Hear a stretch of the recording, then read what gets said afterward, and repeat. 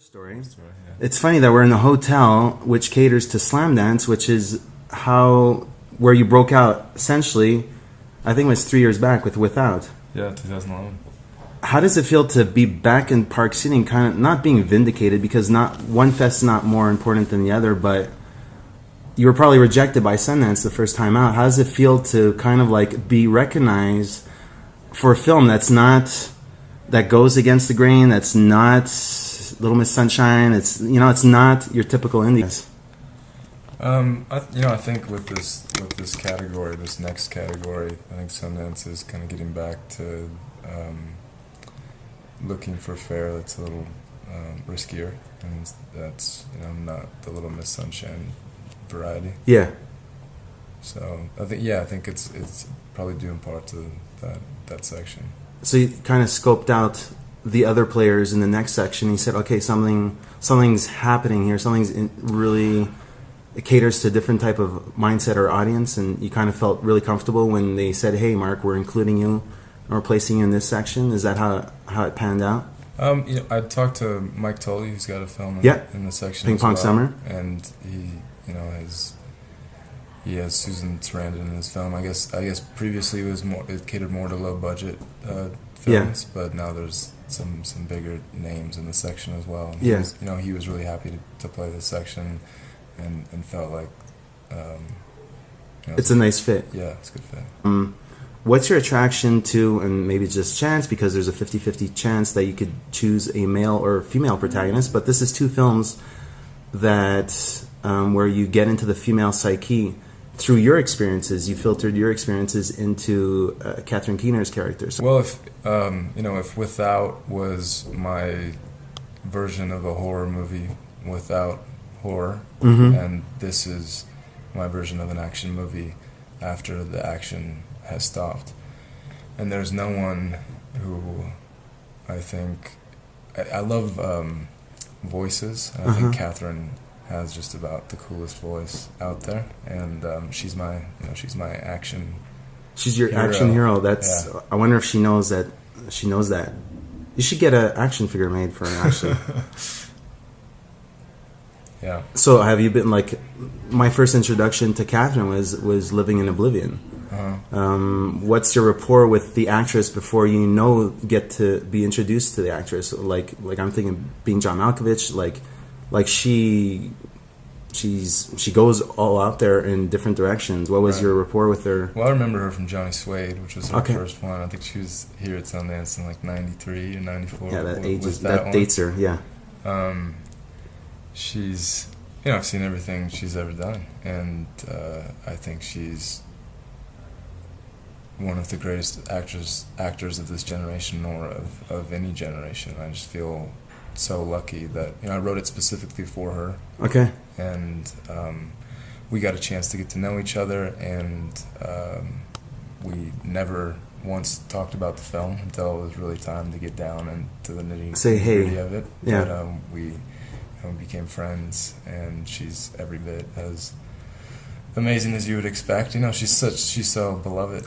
What I loved about how you present Catherine's character initially is how she's almost swallowed by shadows. So really fortunate to work with three women that I immediately clicked with. Catherine as the protagonist, Kristin Gore as the co-writer and producer, and Morano as the DP. I'm such a fan. I think she's so incredibly gifted, and we had an immediate rapport. And she got it, and she loved Without, and she was interested in making something like this. We talked about how we wanted to shoot it, shoot breathing stills like Without. A lot of pretty much every scene in the film was shot as a single shot, and so Reed had that camera on her shoulder for a good 80% of the film, and I think it's pretty impressive. You mentioned Kristin, which I think researched her just briefly before the festival. I found out that she has good filmography with films that are considered funny bone. She's got Her, which has a lot of comedic elements, and though is still very dramatic material. But Futurama and Nailed, which hasn't come out yet, but on paper it sounded like just hilarious. Right. So Catherine put us in touch. She figured there would be a connection there, and it was immediate. And yes, she's hilarious. She's one of the funniest people I know. But she's also worked in drama. Like, she's written 3 novels, one of which dealt with the I had no clue. Civil War crime in the South. So it's okay. Yeah, it's not new territory to her. But that, and just talking about female protagonists, I surrounded myself with like 3 of the most talented women out there: Reed and Kristin and Catherine. So they obviously, where I was lacking. Yeah, they added that perspective that I don't have. But I hope Kristin and I hope to. We've got plans, and I hope to keep working with her. Great. We have such a great chemistry. I had interviewed you for Without, and I kind of saw that your bio is, if you had to compare yourself to other U.S. indie filmmakers, you chose Italy, which is not a common thing in your world, and so you returned to Italy for Without. For War Story. Was it always going to be centered there because the character uses that as an escape, a place to escape? Were you always planning to set it there based on what you had seen before, or? Well, it's part of the trilogy, and this is an emotional sequel to Without. Okay. So it's how I imagine that character of Jocelyn to have turned out 35 years later. And this trilogy is all set on islands, and the 3 islands that I have a connection to are the 3 islands that these films will be set on. So it's Whidbey Island off the coast of Washington State, and Sicily, obviously, and then the 3rd one is in a little island off Vietnam. Wow. Okay. Interesting.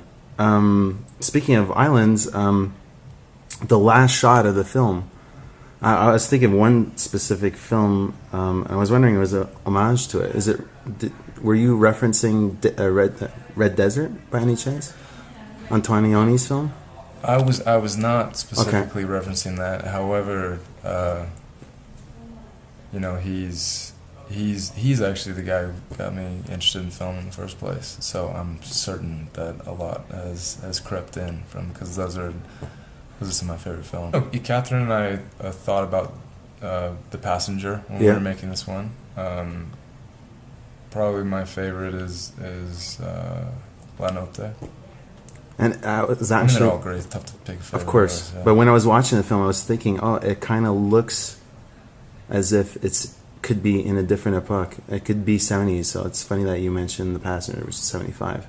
There is a support mechanism there between journalists or journalistic world or photography world. I thought that was a really interesting choice to have him there as a hey, get back on your feet type figure. I was wondering if in your research if that exists between these people, because when you present Ben's character, I was thinking, okay, maybe there is a support system between a breed that is a support group that must be very fine and limited. So Catherine spent a good deal of time at the LA Times at the photography department there, and certainly discovered that. Okay. And that it was such a close-knit group of people. Because in a way, it's kind of like soldiers who come back home and they have the family, the close ones, have no rapport with them because they don't understand what they went through.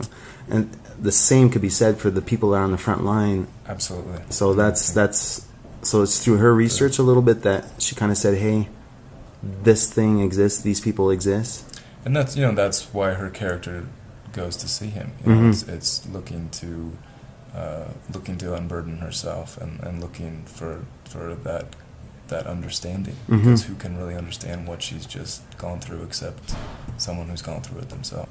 You collaborate with a musical savant who's worked with many, many people, but who actually worked with you on Without, Dave Egger. I was wondering, how did you go about that process with him? You know, I can't say enough about Dave. I think he's an absolute genius, and he's done everything I've ever worked on, and I hope he does every movie I ever make. He's not only absolutely brilliant, but one of the kindest and most generous people you'll ever meet. Mm-hmm. And Dave was involved, and he will always be involved from script. Okay. So he reads the script, he starts to think about it from that process. And I would, next time I hope to even have him on set. But he was with us throughout the whole edit process. So, the 9 months, so 8 months we took to edit this film, he was creating music throughout that time. So it wasn't like I handed over a finished piece to him.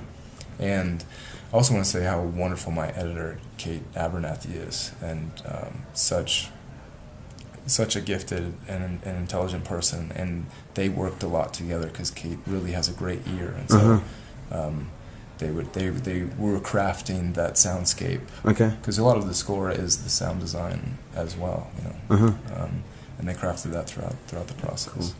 Well, thank you very much, Mark.